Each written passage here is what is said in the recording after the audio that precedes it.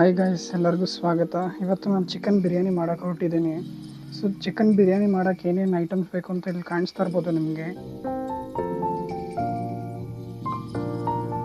First ನೀವು ಒಂದು ಈರುಳ್ಳಿ ಕಟ್ ಮಾಡಿ ಇಟ್ಕೊಬಿಡಿ. ಫಸ್ಟೇ ಟೊಮೆಟೊ ಒಂದೆರಡು, ಈರುಳ್ಳಿ 2, ಆಮೇಲೆ 1.5 ಲೋಟ ಅಕ್ಕಿ 1 kg ಚಿಕನ್ಗೆ. ಆ್ಯಂಡ್ ಇದಕ್ಕೆ ಏನೇನು ಸೊಪ್ಪು ಹಾಕಿದ್ದೀನಿ ಅಂದರೆ ಕೊತ್ತಂಬರಿ, ಪುದೀನ ಹಾಗೂ ಮೆಣಸಿನ್ಕಾಯಿ ಇದನ್ನೆಲ್ಲ ಒಂದು ಪೇಸ್ಟ್ ಮಾಡ್ಕೋಬೇಕು. ಆ್ಯಂಡ್ ಟೊಮೆಟೊ ಕೂಡ ಪೇಸ್ಟ್ ಮಾಡ್ಕೋಬೇಕಾಗತ್ತೆ. ಸೊ ಇಲ್ಲಿ ಬೇಕಾಗಿರೋ ನೋಡಿ, ಪಲಾವ್ ಎಲೆ, ಸೋಂಪು, ಅದಾದಮೇಲೆ ಒಂದು 4 ಏಲಕ್ಕಿ, ಆಮೇಲೆ ಇದೇನೋ ಗೊತ್ತಿಲ್ಲ, ಅದೇನೋ ಫ್ಲವರ್ ಅಂತಾರೆ, ಆಮೇಲೆ ಇದೊಂಚೂರು ಪುಡಿ, ಆಮೇಲೆ ಲವಂಗ, ಆಮೇಲೆ ಚಕ್ಕೆ. ಇಷ್ಟು ಇಂಗ್ರೀಡಿಯೆಂಟ್ಸ್ ನಮ್ಗೆ ಬೇಕು ಬೇಸಿಕಲಿ. ಒಂದು ಚಿಕನ್ ಬಿರಿಯಾನಿ ಗ್ರೀನ್ ಸ್ಟೈಲ್, ನಾಟಿ ಸ್ಟೈಲ್ ಬೇಕಂದರೆ ಒಂದು ದೊಡ್ಡ ಪಾತ್ರೆ, ಯಾಕಂದರೆ ನಾವು ಇವತ್ತು ಪಾತ್ರೆಯಲ್ಲೇ ಬಿರಿಯಾನಿ ಮಾಡ್ತಿರೋದು. ಸೊ ಪ್ರೊಸೀಜರ್ ಹೇಳ್ತೀನಿ, ಬೇಕಾಗಿರೋ ಐಟಮ್ಸು ನೆನ್ಪಿಟ್ಕೊಂಬಿಡಿ ಅಷ್ಟೇ. ಓಕೆ, ಶುರು ಮಾಡೋಣ. ಫಸ್ಟು ಪಾತ್ರೆ ಇಟ್ಕೊತೀವಿ. ಲೋ ಫ್ಲೇಮಲ್ಲಿ ಇಟ್ಕೊಂಡು ಒಂದು 100 ml ಎಣ್ಣೆ ಹಾಕ್ಕೋಬೇಕಾಗತ್ತೆ. ಎಣ್ಣೆ ಹಾಕ್ಕೊಳ್ಳಿ, ಸಾಕು, ಇಷ್ಟು ಸಾಕು. ಇಷ್ಟು ಎಣ್ಣೆ ಹಾಕ್ಕೊಂಡ್ಮೇಲೆ ನಾನು ಹಾಕ್ಕೊತಾರೋ ಮಸಾಲ, ಈ ಎಲ್ಲ ಮಸಾಲೆಗಳು ಹಾಕೋಬೇಕು. ನಂತರ ಪಲಾವ್ ಸಾಮಾನು, ಸೋಂಪು, ಚಕ್ಕೆ ಹಾಗೂ ಲವಂಗ ಮತ್ತು ಏಲಕ್ಕಿ, ಮತ್ತೊಂದೆರಡು ಸ್ವಲ್ಪ ಪಲಾವ್ ಸಾಮಾನು ಹಾಕಬೇಕಾಗಿರೋ ಐಟಮ್ ಎಲ್ಲ ಸ್ವಲ್ಪ ಎಣ್ಣೆ ಕಾಯಬೇಕು. ಕಾಯ್ದಾದಮೇಲೆ ಇದನ್ನು ಹಾಗೆ ಹಾಕೋಬೇಕು. ಒಂಚೂರು ಕಾಯಲಿ ಅಷ್ಟೇ, ಒಂದು 30 ಸೆಕೆಂಡ್ಸ್ ಇಲ್ಲ 1 ಮಿನಿಟ್ಸ್ ಒಂದು ಸ್ವಲ್ಪ ಲೋ ಫ್ಲೇಮಲ್ಲಿ ಕಾಯ್ದಾದ್ಮೇಲೆ ಇದೆಲ್ಲ ಹಾಕ್ಕೊಂಡು ತಿರ್ಸ್ಕೊತೀವಿ. ಇವಾಗ ಎಣ್ಣೆ ಒಂದು ಲೈಟಾಗಿ ಕಾಯ್ದಾದ್ಮೇಲೆ ಇದೆಲ್ಲ ಪಲಾವ್ ಸಾಮಾನು ಇದೆಲ್ಲ ಹಾಕ್ಕೊಳ್ಳಿ. ಹಾಕೊಂಡಾಗ ಸೌಂಡ್ ಕೇಳಿಸ್ಕೋಬೋದು. ಇದೆಲ್ಲ ಹಾಕೋತಿರಲ್ಲ, ನೆಕ್ಸ್ಟ್ ಇದನ್ನು ಲೋ ಫ್ಲೇಮಲ್ಲೇ ಇರಬೇಕು, ನಿಧಾನಕ್ಕೆ ತಿರ್ಸ್ಕೊಳ್ಳಿ. ನೋಡ್ತಾ ಇರ್ಬೋದು, ಒಂದು ದೊಡ್ಡ ಪಾತ್ರೆ ತೊಗೊಂಡಿದ್ದೀನಿ, ಯಾಕಂದರೆ ಚಿಕನ್ನು ಅದೆಲ್ಲ ನೀಟಾಗಿ ಫಿಟ್ ಆಗಬೇಕು. ಅದಕ್ಕೆ ಒಂಥರ ಘಮ ಸ್ಮೆಲ್ ಬರ್ತಾಯಿದೆ ಬೇರೆ. ಇದು ಆ್ಯಕ್ಚುಲಿ ಫಸ್ಟ್ ಟೈಮು ನಾನು ಮನೇಲಿ ಯಾರೂ ಇಲ್ಲ, ಎಲ್ಲ ಹೋಗಿದ್ದಾರೆ. ಸೊ ಅದಕ್ಕೆ ನಾನೇ ಟ್ರೈ ಮಾಡೋಣ ಅಂತ, ನೋಡೋಣ ಚೆನ್ನಾಗಿ ಬರುತ್ತಾ ಇಲ್ವಾ ಅಂತ. ನನಗೆ ಗೊತ್ತಿರೋ ಹಾಗೆ ಇದು ಸೂಪರಾಗಿ ಬರುತ್ತೆ. ನೋಡ್ತಾ ಇರಿ, ಇದನ್ನು ಲೈಟಾಗಿ ನಿಧಾನಕ್ಕೆ ಒಂದು 5 ಮಿನಿಟ್ಸ್ ಹಾಗೆ ತಿರ್ಸ್ಕೊಳ್ಳೋಣ. ನೀವು ಹಾಕೋ ಮಸಾಲ ಎಷ್ಟು ಮುಖ್ಯ ಆಗುತ್ತೆ ಅಂದರೆ ಅಡುಗೆಗೆ ಫ್ಲೇವರ್ಗಳು ಹಾಗೆ ತಿನ್ನಬೇಕಂದ್ರೆ ಎಷ್ಟು ಚೆನ್ನಾಗಿದೆ ಅಂತ ಅನಿಸ್ಬೇಕಾಗುತ್ತೆ. ಸೊ ಇದನ್ನೆಲ್ಲ ನಿಧಾನಕ್ಕೆ ತಿರ್ಗಿಸ್ಕೋಬೇಕು. ಸೊ ಇಷ್ಟೆಲ್ಲ ಆದಮೇಲೆ ನೆಕ್ಸ್ಟು ಹಾಕ್ಕೊಬೇಕಾಗಿರೋ ಸ್ಟೆಪ್ಪು ಈರುಳ್ಳಿ ನೀಟಾಗಿ ಒಂದು 200 ಗ್ರಾಮ್ ಆಗೋಷ್ಟು ಈರುಳ್ಳಿ ನೀಟಾಗಿ ಸ್ಲೈಸ್ ಮಾಡಿರಬೇಕು. ಸ್ಲೈಸ್ ಮಾಡಿದಷ್ಟು ಒಳ್ಳೆಯದು. ಸ್ಲೈಸ್ ಆಗಿದೆ, ಅದನ್ನು ತೋರಿಸ್ತಾ ಇದ್ದೀನಿ. 2 ಈರುಳ್ಳಿ ಸಾಕಾಗುತ್ತೆ ನಮಗೆ. ಇದನ್ನು ನೀಟಾಗಿ ಹಾಕ್ಕೊಳ್ಳಿ ಈರುಳ್ಳಿಗಳನ್ನ.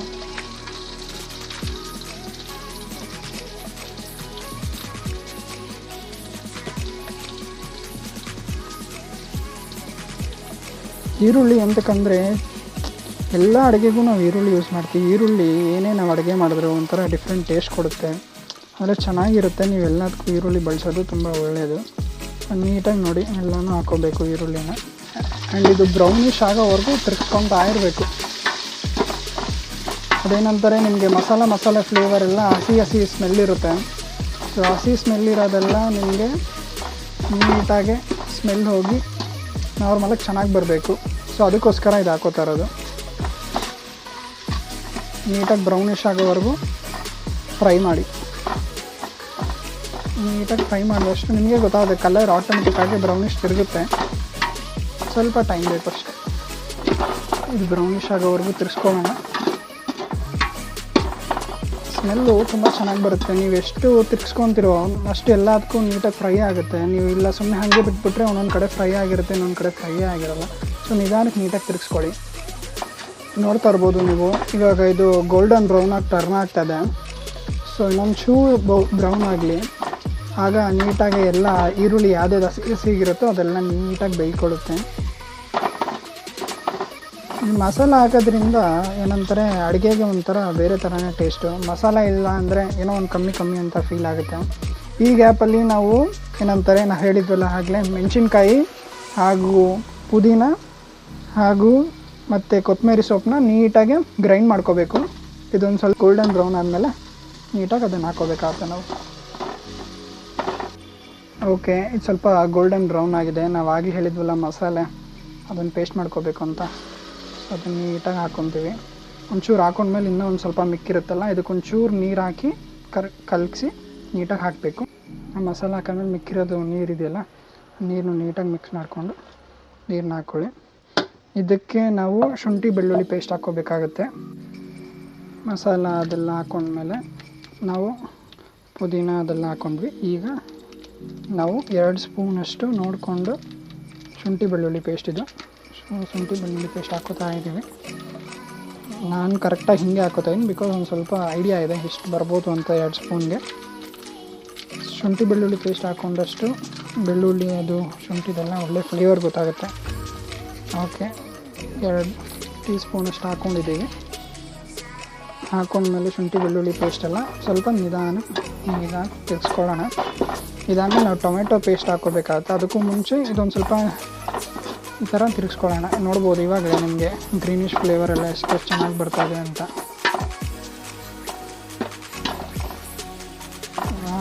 ಫಸ್ಟ್ ಟೈಮ್ ಮಾಡ್ತಾ ಇರೋದಲ್ವ, ಒಂಥರ ಡಿಫ್ರೆಂಟ್ ಫೀಲ್ ಕೊಡ್ತದೆ. ಚೆನ್ನಾಗಿದೆ, ಆದರೆ ಚೆನ್ನಾಗಿ ಬರ್ತಾಯಿದೆ ಅಂತ ಅಂದ್ಕೊತೀನಿ. ಚೆನ್ನಾಗಿದೆ ಫ್ಲೇವರ್ ಎಲ್ಲ ಗ್ರೀನಿಶ್ ಆಗಿರಬೇಕು. ನಾಟಿ ಸ್ಟೈಲ್ ನಮಗೆಲ್ಲ ಹೈದ್ರಾಬಾದ್ ಈ ಸ್ಟೈಲೆಲ್ಲ ಇಷ್ಟ ಆಗಲ್ಲ ಅಷ್ಟೊಂದು.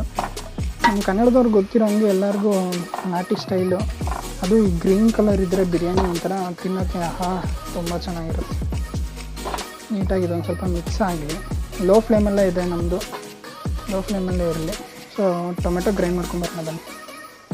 ನೆಕ್ಸ್ಟ್ ಇದೆಲ್ಲ ನೀಟಾಗಿ ಆದಮೇಲೆ ಚೂರು ಅರ್ಶಿನದ ಪುಡಿ, ಆ್ಯಂಟಿಬ್ಯಾಕ್ಟೀರಿಯಲ್ ಅಂತಾರೆ, ಏನು ಕಥೆನೋ ಗೊತ್ತಿಲ್ಲ, ಬಟ್ ಹಾಕ್ಕೊಂಡ್ರೆ ಒಳ್ಳೆಯದು. ಹಾಕ್ಕೊಂಡ್ಮೇಲೆ ಒಂದು ಸ್ವಲ್ಪ ನಿಧಾನ ತಿರ್ಗಿಸ್ಕೊಳ್ಳೋಣ. ನೋಡ್ತಾ ಇರ್ಬೋದು ಈಗಲೇ ಗ್ರೀನಾಗಿ ಚೆನ್ನಾಗಿದೆ. ಅರ್ಶಿನ ಹಾಕ್ಕೊಳ್ಳೋದ್ರಿಂದ ಏನಂತಾರೆ, ಚಿಕನ್ನೇ ಆಗಲಿ ಇಲ್ಲ ಯಾವುದೇ ಫುಡ್ಡೇ ಆಗಲಿ ಅರ್ಶಿನ ಹಾಕಿದಷ್ಟು ಆ್ಯಂಟಿಬಯೋಟಿಕ್ಕು ನಮಗೆ ಬಾಡಿಗೆ ಏನೂ ಹಾರ್ಮ್ ಮಾಡೋಕ್ಕೆ ಬಿಡೋಲ್ಲ. ನೆಕ್ಸ್ಟ್ ಇಷ್ಟಾದಮೇಲೆ ನಾವು ಟೊಮೆಟೊ ಫ್ಲೇವರ್ ಏನಿದೆ ಟೊಮೆಟೊ ಫ್ಲೇವರ್ನ ಹಾಕ್ಕೊಳ್ಳೋಣ. 2 ಟೊಮೆಟೊ ಇದು ನೀಟಾಗಿ ಗ್ರೈಂಡ್ ಮಾಡಿದ್ದು ಹಾಕ್ತಾಯಿದ್ದೀವಿ. ಟೊಮೆಟೊ ಫ್ಲೇವರ್ ಕೂಡ ಒಂಥರ ಚೆನ್ನಾಗಿರುತ್ತೆ, ಬಟ್ ಇದೆಲ್ಲ ಇರಲೇಬೇಕು. ಏನಂತಾರೆ, ಒಂದು ಇಂಗ್ರೀಡಿಯೆಂಟ್ ಇಲ್ಲ ಅಂದರೂ ಒಂದೇನಾದ್ರು ಹೆಚ್ಚು ಕಮ್ಮಿ ಇಲ್ಲ ಒಂದೇನಾದ್ರು ಮಿಸ್ ಆದರೂ ನಮ್ಮ ಅಂದ್ಕೊಂಡಿರೋ ಬಿರಿಯಾನಿ ಆಗೋಲ್ಲ. ಅದು ಕುಷ್ಕಾ ಥರನೂ ಆಗೋಲ್ಲ, ಒಂಥರ ಪಲಾವ್ ಆದಂಗೆ ಆಗಿಬಿಡುತ್ತೆ. ಸೊ ಬಿರಿಯಾನಿ ಅಂದರೆ ಬಿರಿಯಾನಿ ಫ್ಲೇವರೇ ಇರಬೇಕು ಅಂತಲ್ಲ, ಪಲಾವ್ ಥರ ಇರಬಾರ್ದು. ಬನ್ನಿ ನೀಟಾಗಿ ಎಲ್ಲ ಸೈಡಲ್ಲೆಲ್ಲ ನೋಡ್ಕೊಬೋದು ನೀವು. ಈರುಳ್ಳಿ ಏನೇನು ಮಿಸ್ ಆಗಿದ್ರು ನೀಟಾಗಿ ಮಿಕ್ಸ್ ಮಾಡ್ಕೋಬೇಕು ನಾವು.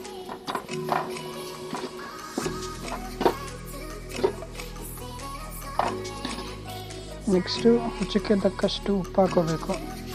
ನೀಟಾಗಿ ನೋಡ್ಕೊಂಡು ಹಾಕ್ಕೊಳ್ಳಿ, ಜಾಸ್ತಿ ಹಾಕ್ಕೊಬಾರ್ದು ಇಲ್ಲ ಕಮ್ಮಿನೂ ಹಾಕ್ಕೋಬಾರ್ದು. ನೀಟಾಗಿ ಸಾಲ್ಟ್ ಎಷ್ಟು ಬೇಕು ಅಷ್ಟು ಕ್ವಾಂಟಿಟಿ ಮಾತ್ರ ಹಾಕ್ಕೋಬೇಕು ನಾವು. ಸಾಲ್ಟನ್ನು ಹಾಕೊಂಡ್ಮೇಲೆ ಈ ಏನಂತಾರೆ ಹಸಿ ಸ್ಮೆಲ್ ಇರುತ್ತಲ್ಲ, ಸೊ 10 ನಿಮಿಷ ಲೋ ಫ್ಲೇಮಲ್ಲೇ ನೀಟಾಗಿ ಫ್ರೈ ಮಾಡ್ಕೋಬೇಕಾಗತ್ತೆ.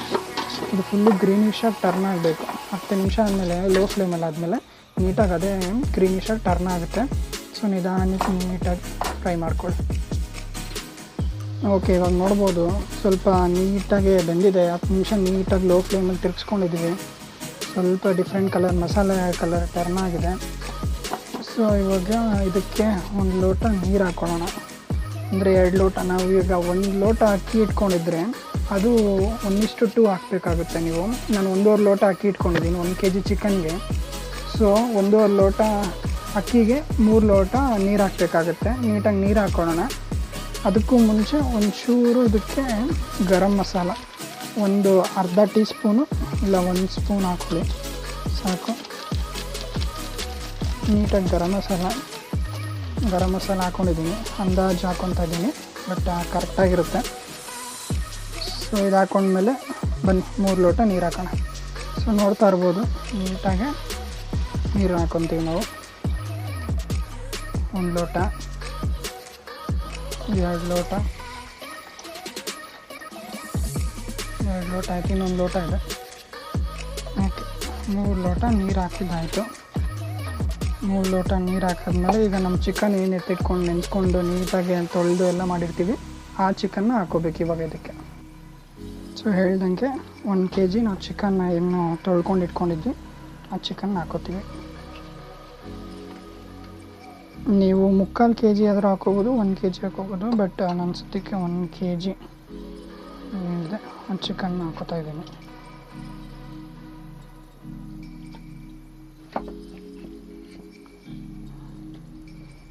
ನೀಟಾಗಿ ತೊಳ್ಕೊಳ್ಳಿ. ಚಿಕನ್ ತೊಳಿಬೇಕಂದ್ರೆ ಅರಿಶಿನ ಉಪ್ಪು ಚೂರು ಹಾಕ್ಕೊಂಡು ತೊಳ್ಕೊಂಡಷ್ಟು ಹಸಿ ವಾಸನೆ ಕಮ್ಮಿ ಆಗುತ್ತೆ. ನಮಗೂ ಟೇಸ್ಟ್ ತಿನ್ಬೇಕಂದ್ರೆ ಚೆನ್ನಾಗಿರುತ್ತೆ. ಸೊ 1 kg ಚಿಕನ್ ಹಾಕೊಂಡ್ಮೇಲೆ ನೀಟಾಗಿ ತಿರುಗಿಸ್ಕೊಳ್ಳೋಣ. ನೀಟಾಗಿ ತಿರುಗಿಸ್ಕೊಂಡು ಇದು ಏನು ಲೋ ಫ್ಲೇಮಲ್ಲಿ ಇಟ್ಕೊಂಡಿದ್ವಿ, ಲೋ ಫ್ಲೇಮಿಗಿಂತ ಒಂಚೂರು ಈಗ ಸ್ವಲ್ಪ ಮೀಡಿಯಮಾಗಿ ಇಟ್ಕೊಳ್ಳೋಣ. ಸೊ ಅದಕ್ಕೆ ಚಿಕನ್ ನೀಟಾಗಿ ಬೇಯಬೇಕಾಗುತ್ತೆ. ನೀಟಾಗಿ ತಿರುಗಿಸ್ಕೊಂಡು ಚಿಕನ್ ಮೇಲೆ ಮುಚ್ಕೊಳ್ಳೋಣ. ನೀಟಾಗಿ ತಿರುಗಿಸಿ ಎಲ್ಲ ಸೈಡು ನೀಟಾಗಿ ಚಿಕನ್ಗೆ ಮಸಾಲೆ ಎಳಿಬೇಕಾಗುತ್ತೆ. ಸೊ ಮಸಾಲೆ ಎಳಿಬೇಕಂದ್ರೆ ನೀಟಾಗಿ ತಿರುಗಿಸ್ಬೇಕು. ತಿರುಗಿಸಾದ್ಮೇಲೆ ಒಂದು 10 ನಿಮಿಷ ನೀಟಾಗಿ ಇಟ್ಬಿಡೋಣ. ನೋಡ್ತಾ ಇರ್ಬೋದು ಚಿಕನ್ ಅಂತೂ ಆಲ್ಮೋಸ್ಟ್ ಬೆಂದಿದೆ. ನಾವು 10-15 ನಿಮಿಷ ಮೀಡಿಯಮ್ ಫ್ಲೇಮಲ್ಲಿ ನೀಟಾಗಿ ಕುಚ್ಕೊಂಡಿದ್ದೀವಿ. ಸೊ ಈಗ ನೀಟಾಗಿ ಕುಚ್ಕೊಂಡ್ಮೇಲೆ ಏನಂತಾರೆ ಚಿಕನ್ನು ಕೌಸ್ ವಾಸನೆ ಇರಲ್ಲ ಆ್ಯಂಡ್ ನೀಟಾಗಿ ಬೆಂದಿರುತ್ತೆ. ಆಲ್ಮೋಸ್ಟ್ ಬೆಂದಿದೆ.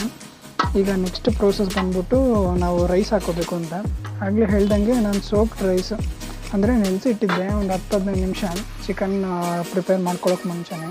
ಸೊ ಅದನ್ನು ನೀಟಾಗಿ ಹಾಕೊಳ್ಳೋಣ. ಈಗ ನೋಡ್ತಾ ಇರ್ಬೋದು ರೈಸು ಹಾಕೋತಾ ಇದ್ದೀನಿ. ನೀಟಾಗಿ ರೈಸ್ ಬಗ್ಸ್ಕೊಳ್ಳೋಣ. ನೀಟಾಗಿ ಬಗ್ಸ್ಕೊಂಡು ಮತ್ತೆ ತೋರಿಸ್ತೀನಿ. ಓಕೆ, ನೀಟಾಗಿ ರೈಸ್ ಹಾಕ್ಕೊಂಡಿದ್ದಾಯಿತು. ಈಗ ನೀಟಾಗಿ ತಿರ್ಗಿಸ್ಕೊಳ್ಳೋಣ. ರೈಸೆಲ್ಲ ನೀಟಾಗಿ ಒಂದ್ಸಲ ತಿರ್ಗಿಸ್ಕೊಂಡು ಸಾಕು. ನಾನೀಗ ಬುಲೆಟ್ ರೈಸ್ ಅದನ್ನು ಯೂಸ್ ಮಾಡ್ತಿದ್ದೀನಿ. ಹೋಟ್ಲಲ್ಲೆಲ್ಲ ಹಿಂಗೆ ಸಣ್ಣದಾಗಿ ತುಂಬ ಚೆನ್ನಾಗಿ ಕಾಣುತ್ತೋ ಅದೇ ಥರ ನೀವು ನಾರ್ಮಲ್ ರೈಸು ಯೂಸ್ ಮಾಡ್ಬೋದು. ಬಟ್ ನಾರ್ಮಲ್ ರೈಸ್ಗಿಂತ ಇದು ಒಂದ್ಸಲ ಬಿರಿಯಾನಿ ಮಾಡಬೇಕಂದ್ರೆ ಬಾಸುಮತಿ ರೈಸು ಅಥವಾ ಬುಲೆಟ್ ರೈಸ್ ಈ ಥರದ್ದು ಯೂಸ್ ಮಾಡಿ. ತುಂಬ ಸಣ್ಣಕ್ಕೆ ಅದ್ರದ್ದು ಚೆನ್ನಾಗಿ ಬರುತ್ತೆ. ತಿನ್ನಬೇಕಂದ್ರೆ ಚೆನ್ನಾಗಿರುತ್ತೆ ಫ್ಲೇವರು. ನೀಟಾಗಿ ಒಂದ್ಸಲ ತಿರ್ಗಿಸ್ಕೊಳ್ಳೋಣ. ಇದನ್ನು ತಿರ್ಗಿಸ್ಕೊಂಡಾದ್ಮೇಲೆ ಒಂದು 15 ನಿಮಿಷ ಇಲ್ಲ 10 ನಿಮಿಷ ಸಾಕು. 10 ನಿಮಿಷ ಹೈ ಫ್ಲೇಮಲ್ಲಿ ನೀಟಾಗಿ ಬೇಯಿಸ್ಕೊಳ್ಳೋಣ. ಆಗ ಏನಂತಾರೆ ಚಿಕನ್ ಕೂಡ ನಿಧಾನಕ್ಕೆ ಬೇಯ್ಕೊಳ್ಳುತ್ತೆ ಆ್ಯಂಡ್ ರೈಸು ಕೂಡ ನೀಟಾಗಿ ಬೇಯುತ್ತೆ. ಸಾಲ್ಟು ಒಂದು ಚೂರು ಹಾಕ್ಕೊಳ್ಳೋಣ, ಯಾಕಂದರೆ ರೈಸ್ ಹಾಕ್ಕೊಂಡಿರ್ತೀವಿ. ಸೊ ಸಾಲ್ಟನ್ನು ರುಚಿಗೆ ತಕ್ಕಷ್ಟು ಸಾಲ್ಟ್ ಹಾಕ್ಕೋಬೇಕಾಗುತ್ತೆ. ಇದು ತೀರಾ ಸಪ್ಪೆ ಆಗುತ್ತೆ. ಸಾಲ್ಟ್ ಹಾಕ್ಕೊಂಡಿದ್ದೀವಿ. ಈಗ ಪ್ಲೇಟ್ನ ಮುಚ್ಚಿಬಿಟ್ಟು ಹೈ ಫ್ಲೇಮಲ್ಲಿ 10 ನಿಮಿಷ ಬೇಯಿಸ್ಕೊಳ್ಳೋಣ. ಓಕೆ, ನೋಡ್ತಾ ಇರ್ಬೋದು 10 ಮಿನಿಟ್ಸ್ ನೀಟಾಗಿ ಹೈ ಫ್ಲೇಮಲ್ಲಿ ಇಟ್ಕೊಂಡ್ಮೇಲೆ ರೈಸೆಲ್ಲ ನೀಟಾಗಿ ಕುಕ್ ಆಗಿದೆ. ಸೊ ಇದನ್ನು ನೀಟಾಗಿ ತಿರುಗಿಸ್ಕೋಬೇಕು. ತಿರುಗಿಸೋಣ ಬನ್ನಿ. ನೀಟಾಗಿ ಎಲ್ಲ ನೀಟಾಗಿ ಆಗಲೇ ತಿರುಗಿಸಿರಲಿಲ್ಲ, ಸ್ವಲ್ಪ ತಿರುಗಿಸಿದ್ದೆ. ನಿಧಾನಕ್ಕೆ ನೀಟಾಗಿ ಎಲ್ಲ ಕಡೆನೂ ತಿರುಗಿಸ್ಕೋಬೇಕಾಗುತ್ತೆ. ನೀಟಾಗಿ ಈ ಥರ ತಿರುಗಿಸ್ಕೊಂಡು ಹಾಕ್ಕೋಬೇಕು. ಎಲ್ಲೂ ತಳ ಅಂಟಿರಲ್ಲ. ನಾವು ನೀಟಾಗಿ ಎಲ್ಲ ಹಾಕ್ಕೊಬೇಕಾದ್ರೆ ಒಂದು ಚೂರು ಮಿಸ್ ಮಾಡಿದ್ರೆ ಹಾಕ್ಕೊಂಡ್ರೆ ಇಂಗ್ರೀಡಿಯೆಂಟ್ಸು ಫುಲ್ಲು ನೀಟಾಗಿ ನಿಧಾನಕ್ಕೆ ಬರುತ್ತೆ. ಇವಾಗ ನಾವು ಫುಲ್ಲು ನಿಧಾನಕ್ಕೆ ತಿರುಗಿಸ್ಕೊಂಡ್ಮೇಲೆ ದಮ್ ಕಟ್ಟಿಡಬೇಕು. ಒಂದು 10 ನಿಮಿಷ ಲೋ ಫ್ಲೇಮಲ್ಲಿ ಇಟ್ಟರೆ ಸಾಕು. ನೀಟಾಗೆ ನಮ್ಮ ಬಿರಿಯಾನಿ ರೆಡಿಯಾಗಿ ಬರುತ್ತೆ. ಸೊ ನೋಡ್ತಾ ಇರ್ಬೋದು 5ರಿಂದ 10 ನಿಮಿಷ ಫುಲ್ಲು ಲೋ ಫ್ಲೇಮಲ್ಲಿ ಇಟ್ಟು ದಮ್ ಕಟ್ಟಿದ್ವಿ. ಒಳ್ಳೆ ಚಿಕನ್ ಫ್ಲೇವರ್ ಬಂದಿದೆ. ಸೊ ನೋಡಿದ್ರಲ್ಲ ಚಿಕನ್ ಬಿರಿಯಾನಿ ಲೋ ಫ್ಲೇಮಲ್ಲಿ ದಮ್ ಕಟ್ಟಿಟ್ಟಿದ್ದು ಒಳ್ಳೆ ಫ್ಲೇವರು ಆ್ಯಂಡ್ ಒಳ್ಳೆ ಟೇಸ್ಟಿಯಾಗಿ ಕೂಡ ಕಾಣಿಸ್ತದೆ.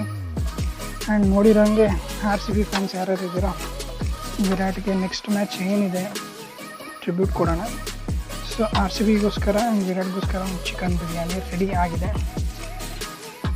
ಇಂಡಿಯನ್ ಎನರ್ಜೆಟಿಕ್ ಬ್ಯಾಚುಲರ್ ಕಡೆಯಿಂದ ನೋಡ್ತಾ ಇರ್ಬೋದು ಚಿಕನ್ ರೆಡಿ ಆಗಿದೆ. ಒಳ್ಳೆ ಟೇಸ್ಟು ಬಿರಿಯಾನಿ. ಬನ್ನಿ ತಿನ್ನೋಣ ಈಗ.